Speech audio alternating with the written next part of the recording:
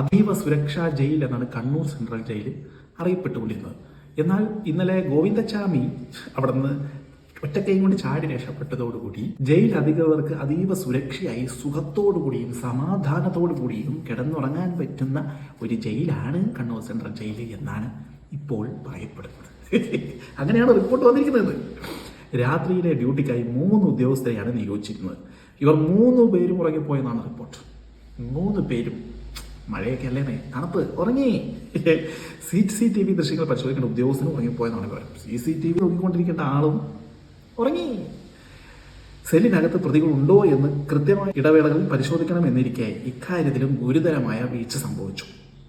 ഉറങ്ങിക്കിടക്കുമ്പോൾ ഇനി ഇടയ്ക്കിടയ്ക്ക് കുട്ടികന്മാർ അവിടെ ഉണ്ടോ നോക്കണം. അവന്മാർ പിന്നെ അവിടെ പോകാനാ, ഞങ്ങൾ സുഖമായിട്ട് ഉറങ്ങും. കമ്പിളിയും പൊതിച്ചും തന്നെ ഞങ്ങൾ ഉറങ്ങും.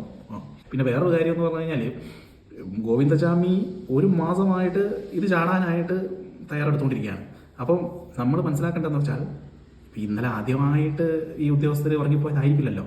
ഈ 1 മാസമായിട്ട് അല്ലെങ്കിൽ കാലങ്ങളായിട്ട് ഇവർ രാത്രി ഉറക്കം തന്നെയാണ്. നൈറ്റ് ഡ്യൂട്ടി പേര് മാത്രമേ ഉള്ളൂ.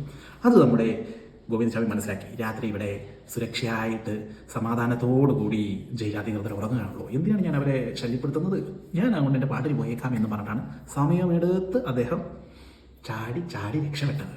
നാട്ടുകാരില്ലായിരുന്നെങ്കിൽ അദ്ദേഹം അതിർത്തിയും കടന്നുപോയി ബാക്കി പണി ഒപ്പിച്ചാൽ.